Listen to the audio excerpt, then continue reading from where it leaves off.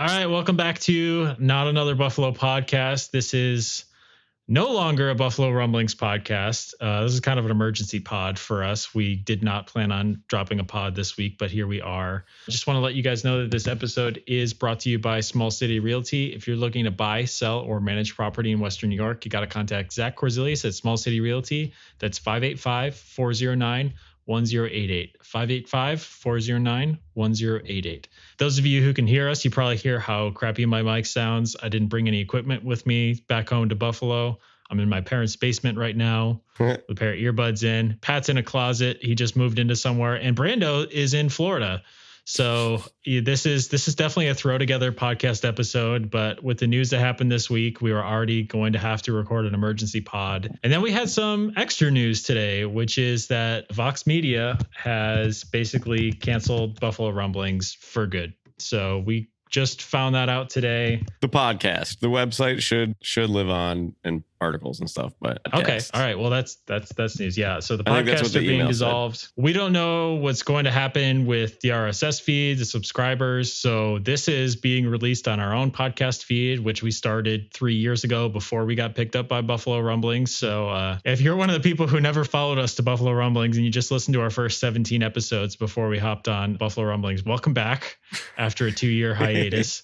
Thanks for joining the train. But yeah. So anyway, Vox Media traded us to the Texans. Not even for a second round pick. It's like future considerations. Yes. Future considerations would be accurate. Honestly, like nothing but good feelings to the other people who work at Buffalo Rumblings. Like, you know, SB Nation is its own thing, but we got to work with a lot of really cool people. Always got to thank Anthony Marino, the GOAT, for bringing us in, because he's a guy who listened to our silly little podcast and heard something in it and had us join Buffalo Rumblings. So Anthony's the GOAT. We're going to have him on again soon, but too many people to thank. I mean, honestly, there's so many people that made that network run. You know, Jay Spence the King, Bruce Nolan, Sarah, everyone who was involved with it. Matt Warren also, an OG guy, for sure. Big time guy, yeah. Not to get too sidetracked here. Our podcast is continuing, if you couldn't tell by this episode being released after Buffalo Rumblings has ceased to exist. So we're going to keep doing it. We don't know exactly what it's going to look like.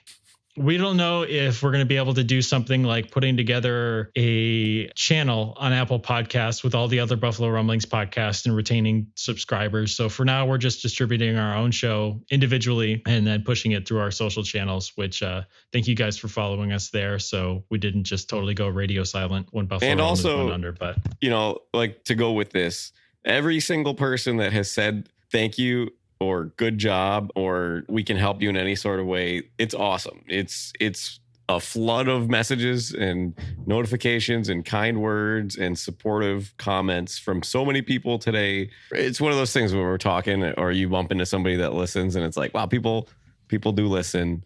And that's very nice to hear. And all those comments, I appreciate them all, as I'm sure you guys do as well. Yeah, no, for sure. Yeah. So anyway, we're going to keep going with it. For us, it's not going to be about a subscriber count or listeners for a while here, because we're kind of starting back from scratch in a way. So again, every subscribe counts. We don't sit here and ask for reviews on a weekly basis from you guys, because we just kind of like hanging out. But any of that stuff helps, because, you know, we're building it from the ground up by ourselves again. Essentially, that's what it's looking like at this point. So appreciate anything you guys do with that. You know, we're on YouTube as well, if you're hearing us in podcast form. And if you're seeing us on YouTube, we're on Apple Podcasts. And so appreciate anything you can do there. But the other thing that I wanted to say is that, you know, even if it's not about the numbers, and I kind of said this in a Twitter thread earlier, like we said this on the show before, but this show has always kind of been, for us, it kind of serves a dual purpose, right? Because we love talking Bills, we love doing that, but we're three buddies who live hundreds of miles away from each other. You know, we all grew up together. We're lifelong friends. And this is like a little time we can set aside every week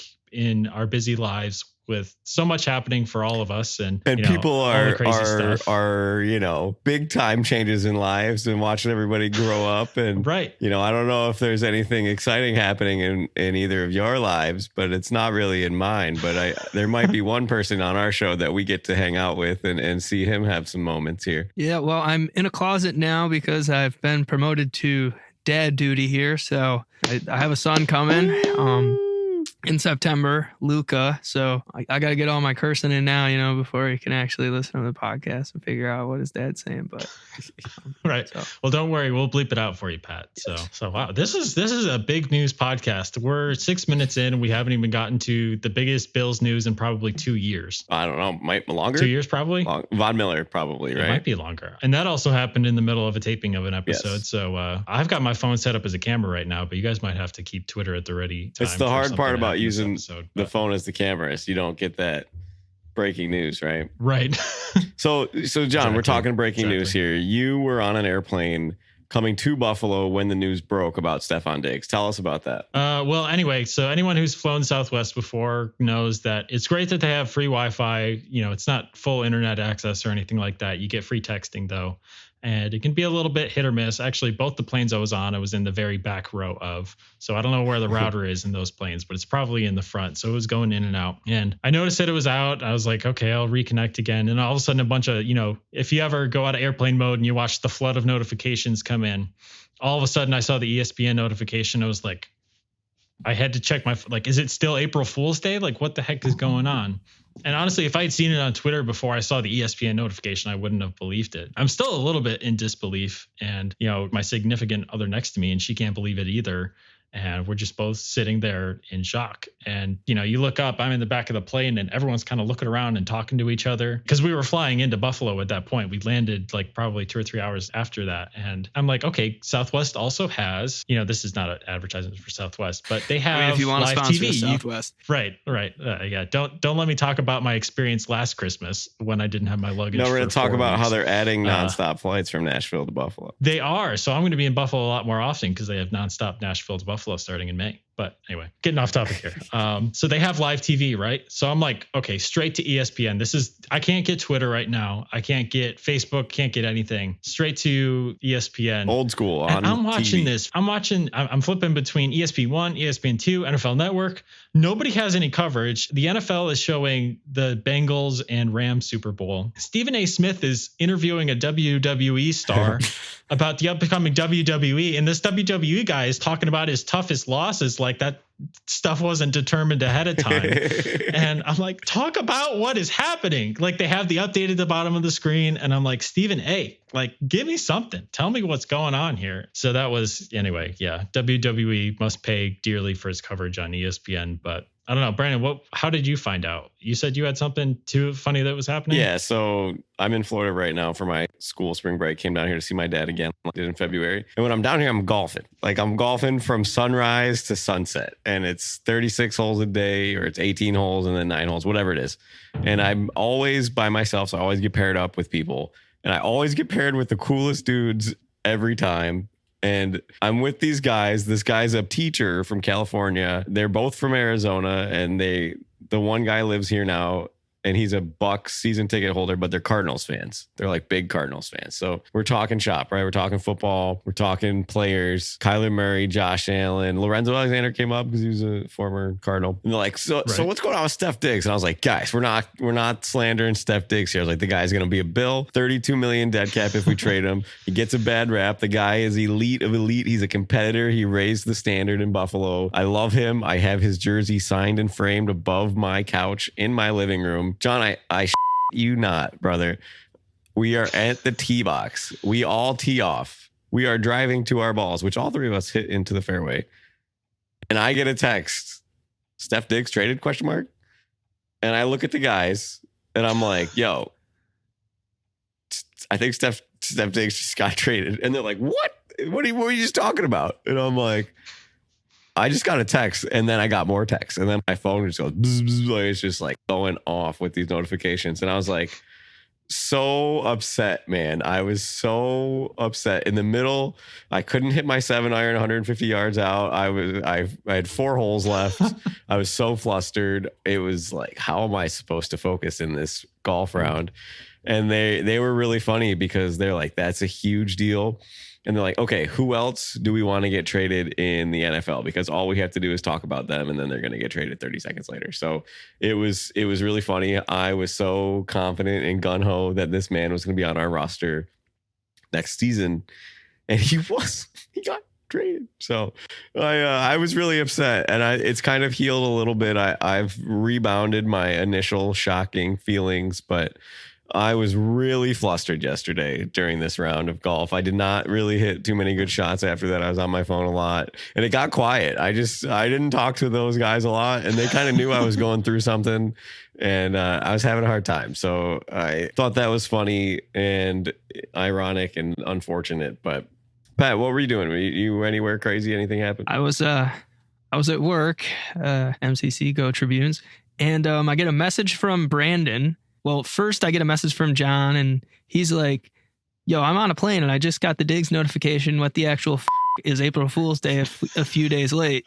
And then Brandon goes, no, Buffalo themselves. Second round pick for Stefon Diggs and are paying them $30 million something not to play for the team. So fucking stupid unless you're going to move up for Marvin Harrison Jr. So I saw the vulgarities, and I had to read it over a couple times, make sure I was understanding it correctly, because like you guys said, I thought of all the money we were going to lose if we cut him. But yeah, I don't know. I did see some discourse on Twitter too. I don't know if you guys saw some of that, where he tweeted back at the fan. Did you see that? About Josh Allen? Yeah, that was before he got traded, right? Was it? He's like, somebody was like, Stefon Diggs didn't make Josh Allen, and he was like, you sure? Yeah. Right? Is that what you're talking about? Yeah. And the story behind this is Terry Pagula was in Buffalo for Jeff Skinner's 1,000th game. And, you think the deal's done by then. By the time that he makes that tweet that night, Brandon Beane said in his press conference that they had been working on this trade for about a week now. And you wonder, this report just came out that said Stefon Diggs was granted the wish of requesting a trade for any team in the NFL except the Chiefs. I don't know if that's legit. I just saw it on Twitter also. I mean, respect. Yeah. So, I mean, at least he did that. But Houston in the AFC, a team that we will potentially face if we make the playoffs, is not something I'm looking forward to. Who we do play in the regular this season. Year, I'm pretty sure. We play them. Yeah. Yeah, so, the whole AFC South. So that'll be. Here's a scary question. Here's a scary question. As the rosters stand right now, is Houston better than Buffalo? Yeah. Oh, yeah. Houston was probably better than Buffalo before they made this trade. I don't think that's true, but I think that this makes the table. I think this swings it. I mean, this answer could change after the draft. If they're trading up for Brian Thomas Jr. and then they're going to go draft a second wide receiver in the second round, and you get two studs, like, that answer could be different. But I think it is. I think Houston might have a more complete roster. I would be hammering Houston Texans division title bet right now. It's available anywhere. I'm trying to think who else is in their division. Indy, Titans, Jacksonville, Colts, and Tennessee, Jaguars. Jags are good, but I think Texans are better. They both can make the playoffs. And if they both make the playoffs, it's bad for the Bills. I'm trying to find the rationale behind the pick, right? Because this is one of those things. We know how 13 seconds went and how transparency fell by the wayside after that. We know that we're never going to really know the full story behind this unless Diggs comes out and talks about it in an interview afterwards, right? So we can speculate, and I don't want to assume, but it has to be something like he wanted out, right? Like, there's no other way. Yeah. This doesn't make logistical sense unless that was any sort of precedent. You don't take a $31 million dead cap hit this year unless he asks to leave, which, again, Brandon Beane seems to be a man of the people here and helping his players one way or another and giving him his request. But it's tricky because, oh man, I have a hard time finding words. I'm still upset about this, but you could put it on a couple things. I think after the 13 seconds game, if you are ever on a team, right, and you lose trusting in your coaching staff and you blow it, and now you have to look at these guys in the face and say, my bad. You guys are making millions of dollars for a very, very short period of your life that you're risking it all. And sorry. Like, Steph is a dog, is an alpha dog, and he wants to know that his team is in it to win it. Then you get to the next year and you have the DeMar Hamlin situation. You guys remember how Diggs was on the sideline when that was happening? He was going around trying to fire everybody up. He walked to the hospital to go see DeMar and all these things. And that sort of really can put a strain on you. And then you come out in that playoff game against the Bengals, you're throwing duds to him. Allen's messing up. He's throwing bad balls, and the lack of usage and the run heaviness of our offense. And he talked about in Minnesota when I think Mike Zimmer was the head coach, or maybe I think it would have been Kevin O'Connell. Zimmer. Well, they were running the ball. I think it still would have been Zimmer. It might have been Zimmer still when Diggs was there. And No, it definitely was Zimmer, yeah. And Zimmer's running Dalvin Cook 300 times a year, and Diggs gets 66 catches, and he's just like, I want to go to a team that's going to use me. And I was never upset with that. I never was mad that he was doing that. And he never said that he requested a trade out of Minnesota. But this is different, right? He still came off of 100 catch season. But yeah, but I mean, if you look at the stats, like Stefon Diggs with Joe Brady's system versus Stefon Diggs with Ken Dorsey's system, like it would be silly not to. It is stylistically different. It's completely cut in half. Maybe there would be a usage. Yeah. It's 80 yards, 85 yards per game with Ken Dorsey, and it's 44 yards per game with Joe Brady. And I think if you see on the wall, maybe like Stefon did, where they have 12 personnel, they're running the ball. James Cook, the Bills flipped the script from Brian Dable running the ball maybe once every 3 plays, maybe throwing the ball 65% of the time. And the Bills have really flipped the script on that. They're running the ball 65, 66% of the time. And Diggs is like, I don't want to be here if this is the way that you're going to go. And look at the moves that they made. You know, they made some moves with their O-line. They just signed a guy today, Collins, that left tackle who tore his knee up. He could be a good guard. You know, they put him in there for the guard battle of swing tackle position. You have James Cook, the way that they went down the stretch last year, running the ball. I don't know. Allen misses him when he's open. Maybe Joe Brady doesn't do a good job of scheming Diggs open, but you got a foot in the water on a sinking ship. And instead of trying to bail the water out, when your captain is here saying like, we'll be okay, we are not going to sink. And Stefon Diggs is getting wet, like he doesn't want to go down. And then maybe the captain doesn't agree that they're going down. So it's like there's a difference of opinion, and maybe that trust, again, this is all hypothetical, that trust from the 13 seconds game. And dude, and we haven't even talked about the mini camp fiasco yet, where McDermott had to know he was there. They sent him home. And then McDermott calls out Diggs in the first press conference of the year, saying it's super concerning that he wasn't here, but he was there. They met beforehand. It makes no sense. And then you got the wide receiver coach leaving to Jacksonville, and it's just, there's a lot of events that came here. So all this we're hearing, I don't really like it, because Allen missed them a bunch this year, missed on maybe 6 or 7 deep balls. The offensive philosophy switch, 13 seconds, Damar Hamlin losing to the Chiefs again. I don't know. There's a lot of other things in play here. And maybe even the restructure of the contract. Brandon Beane, the players don't have to approve on the restructure of the deal. They can just do it. And that locked him in for another year. I mean, it theoretically locked him in for 2 years, but Brandon Beane said, we'll take $31 million of dead cap and just light it on fire and, do the best we can. But all of those things add up, and something broke the camel's back. Yeah, it's just crazy, man. I don't know. Like, what do you guys think the plan is now? Do you think they're going to get aggressive and trade that second round pick from next year to trade up higher in the first round this year? I think you have to. And snag a wide receiver? I mean, if history is any indicator, I was doing a little research here. I feel like if Brandon Beane really wants to assess where he's at, he's got to see if he can live up to Mr. John Butler, because he goes and he wins after the change of the guard, after Jim Kelly, and his first move to bring the Bills back to relevance is he drafts Antoine Smith, a running back, in the first round. So, I feel like if that's a recipe for success in today's world, I do feel like you got to get that wide receiver first round, and even if they don't play right away, Antoine Smith comes in, Thurman Thomas is hurt early in the season, I don't know. I agree with you boys. I think even if you have to trade up, you got to be ballsy. Well, the part that, okay, here, John, because I wanted to hear your opinion on this trade up. Talking about moving up to the top 10 for Neighbors or Romeo Odunze. You're giving up next year's first round pick. So right in my head today, I just can't stop thinking about this. Every scenario that can exist in my brain today. Okay, say you sign Odell Beckham and you have Curtis Samuel, you have Khalil Shakir, Justin Shorter, Dalton Kincaid, whatever. You have somebody. I would mark that not good enough. No, it's not good enough. And now, because it's not good enough, I'm thinking about Deshaun Watson's season in Texas. They traded DeAndre Hopkins for the running back Johnson, right? David Johnson, Duke Johnson, I don't remember who it was. And then they fell off. Might be David Johnson. They fell off a cliff without DeAndre Hopkins. But didn't he lead the league in passing though? But yes, so he had a good season. But they went 4-12. Now they went 4-12. And then he got hurt. That's because they were constant.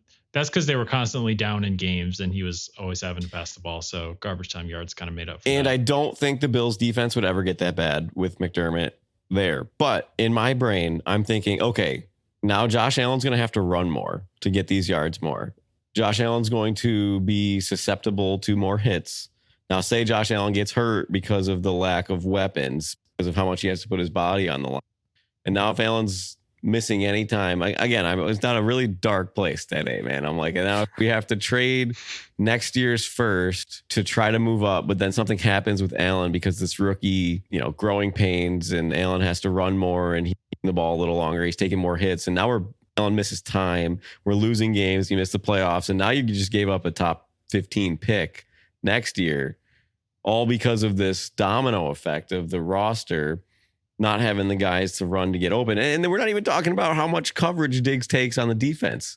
And Khalil Shakir benefited, and Dalton Kincaid and James Cook benefited, and Davis benefited, and all that's going to be gone. You don't have to bracket anybody. If you're going to bracket Kincaid, he hasn't proven himself yet. So I don't know. My thought of trading next year's first really kind of took a hit because I think we have 2 seconds, a third and 2 fourths. And I think with a combination of those picks, I think you can get up into the teens to get a guy like Brian Thomas Jr., who I really like. I like Brian Thomas Jr.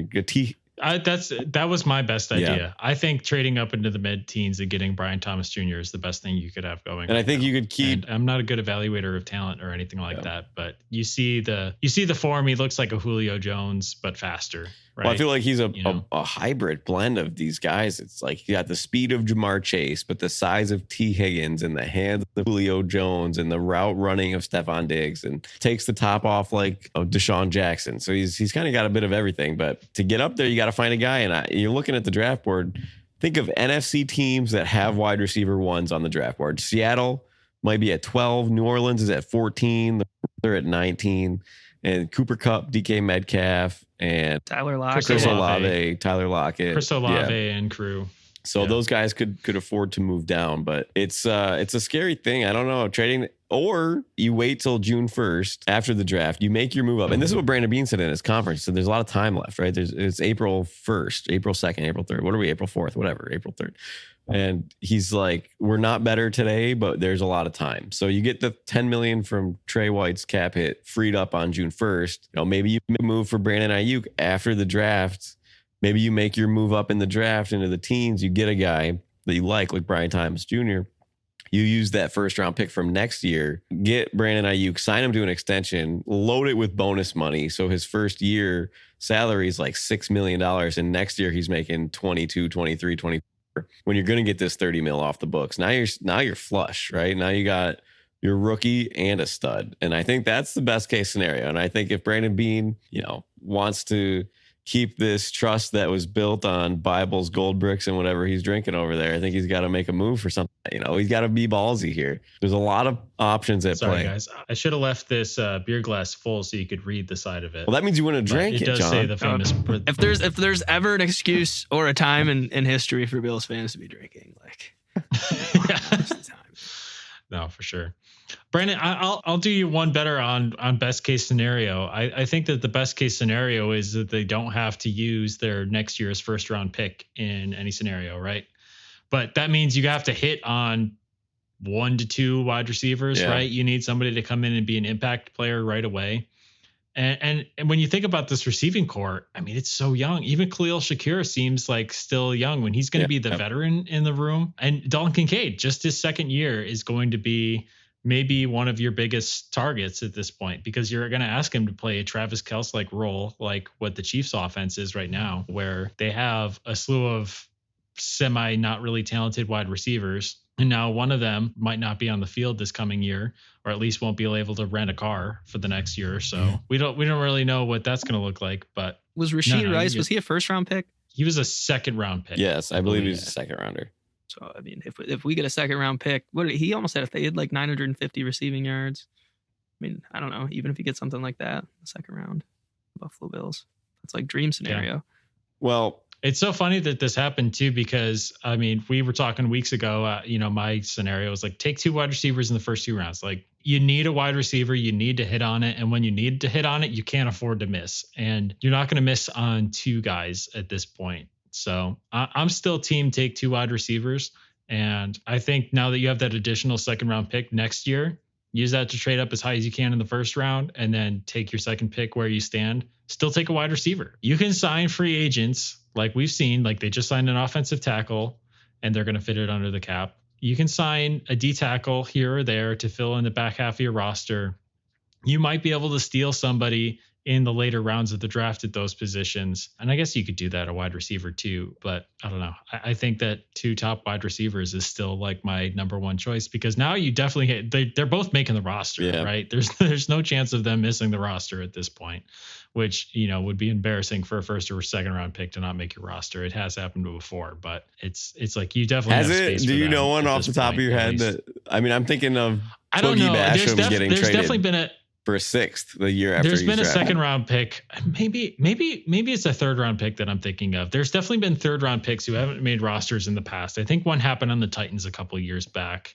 That was pretty funny, which is just like, man, you're just like setting fire to 3rd round picks at that point. So here's my rebuttal to you, Johnny, because when you look across the NFL, that teams that have traded their stars receivers for a first round pick and then tried to draft their replacements, it's like 30% hit rate, right? You look at Tennessee trading AJ Brown, and who'd they get? Treylon Burks. Yep, Treylon Burks. Is he any good? No.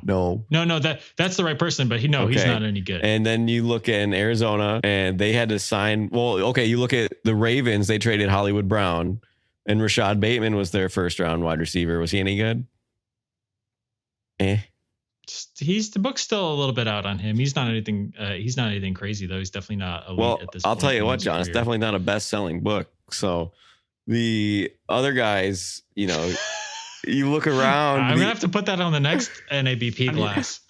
You look around. Well, am I wrong? Is he turning pages at anybody? I don't know. Am I wrong? This is like, have you seen that Wicked Witch of the West video? He's like, am I wrong? I'm animated. Wicked Witch of the East. I'm so upset by this. I don't know, because I love it. You need to set yourself up, I think, and guarantee yourself something. And I think the only way you do that is get a proven talent. But look at the NFL. Who else? Rashee Rice had a better season than most second round picks, but he was not elite to replace Tyreek Hill. And what other teams have traded a wide receiver for a first round pick? I don't know. The Vikings. Well, I guess the Minnesota Vikings. They did it. Vikings did it. Yep. And, And who did they draft with that first round pick, Brando? Well, they did pretty good with that one. Now, that's a bestseller. That's on every bookshelf in America. That is a bestseller. Yeah. So, again, we can cherry pick examples all day back and forth. But I don't know. If you look at recent years, I think that the reason why you were able to get all this value out of these 2nd and 3rd round wide receivers was because wide receivers weren't the most premium positions in the draft. And now they are becoming that, because you're seeing these wide receivers blossom and how valuable they are to their teams. And then teams, look at San Francisco right now. Why are they thinking about trading Brandon Ayuk? Because they can't afford to give him the contract that he deserves. Because they paid Samuel. And they think they can go get a young guy. Yeah.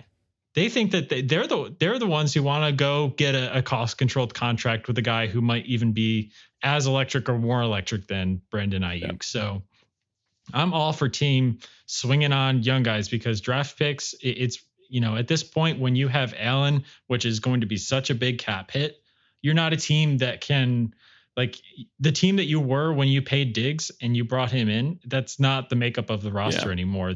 Where the cap hits come from is so much different than it was at that time. You had Allen on a rookie contract. You had room to pay a wide receiver gobloads of money. And you're only paying him. Now you're going to need depth, and you're going to need more than one. I think they still need a number 1 and a number 2 wide receiver. I think Khalil Shakir still needs to be your number 3 at this point. Yeah. And you were paying Diggs a lot less. That trade with Hill to Miami and then stupid Christian Kirk, they reset the market, right? Yeah. And Stefon Diggs is not going to make less money than Christian Kirk. So we had to give him another new deal. But I just think that there is a way here, John, that we both can be right. Like, you can get your wide receiver that's rookie, but you can do that and move up in the draft. You have 17 picks in 2 years here. You can't play all 17. You can move up to the teens, and sling that first round pick for, you're making the Steph Diggs trade pretty much. And that's the only trade that I would really do to get rid of that first round pick. He's 25, route running machine, hands that are glue. And you bring in him to play with Brian Thomas Jr. and Khalil Shakir. That could be pretty exciting. That would be super exciting. It just matters, how much of your future are you mortgaging? Are you preventing yourself from re-signing some of the guys you want to re-sign next year, like Spencer Brown and not the Spencer Brown. They just signed an offensive tackle, so maybe that's not even a necessity done after this year. They paid this. It is a 1-year deal. But you think, Dawson Knox's money could come off in a couple years, right? He's got 2 years left, but you're just thinking about what you use that cap hit for Diggs. If Diggs is $33 million right now, and you can sign Ayuk to a $20 million a year contract, and you're only paying him like 6 or 7 this year and maybe 22, 23 next year, like you're still coming in cheaper, and you have Brian Thomas Jr. or insert player here. Yeah. And just what the NFL would do if the Bills got their hands on 2 guys like that. Now you're up there. Now you're talking about Cincinnati. You're talking about Philly. You're talking about Miami, San Francisco. You're up there again. And there would be no talk of this being a rebuild year. And then Curtis Samuel in there too, who we're sleeping on. Greg Corsell, NFL Films on One Bills Live, said that Curtis Samuel is basically Stefon Diggs right now. He called Curtis Samuel more explosive than Stefon Diggs. He's younger. He's a good route runner. And he's had bad quarterbacks and bad offensive play callers. And, except Joe Brady. He had his best season with Joe Brady. So that made me turn my head. I heard that on the radio. I listened back to it like 5 times. I'm like, Greg Corsell. Greg Corsell is no joke. Yeah. So funny. We should have a segment. Brando tries to pronounce. I'm so bad, dude. Like my students hate me for it. I really try. I should have we should go over any name that would ever come up during an episode, and I just run it by real fast. It's been a whole thing my entire life. I have a hard time. It's more fun as a running joke, dude. We all have things like that. I can't remember faces. I will meet somebody I remember faces and then I don't remember names. I can't associate the two with each other. It's hilarious. But no, anyway, Greg Cosell, that makes me feel better about Curtis Samuel. I don't think they're going to ask him to be the number 1, but I mean, he's a weapon for sure. So if he can stay healthy, I mean, maybe me drafting him in fantasy this year will actually pay off for the first time ever. Yeah, and when you throw him in for a garbage trade off your bench, it'll be worth something. Oh, that's a low blow, but I probably deserve that. No, you know what I mean. Like you throw in 2 bench players and you're trying to get a starter. Like everybody does. It's not just you. I do it too. Everybody does. Oh yeah. But Curtis Samuel was one of those guys that always was intriguing because he could do something, but it was never enough to give up somebody for. Exactly. My hot take, I'm going to give it to you right now. Hot take. All right. Curtis Samuel. Hot take, Brando. 900 yards or higher this year. All right. Well, the good news is Brando's never had a take on this show to go cold, a preseason take ever. So just like I actually really like that. Matt Breida, man. He's still running through Buffalo. Matt Breida, man. Yes. Star Latulele. He's your star. That's so funny. That really reminds me of how long it's been since we've started this whole thing. We were talking about maybe Star Latulele will do better now that he has somebody beside him. Yeah. Maybe that, Star Latulele doesn't show up on the stat sheet, but he's needed because he's a wall of a man.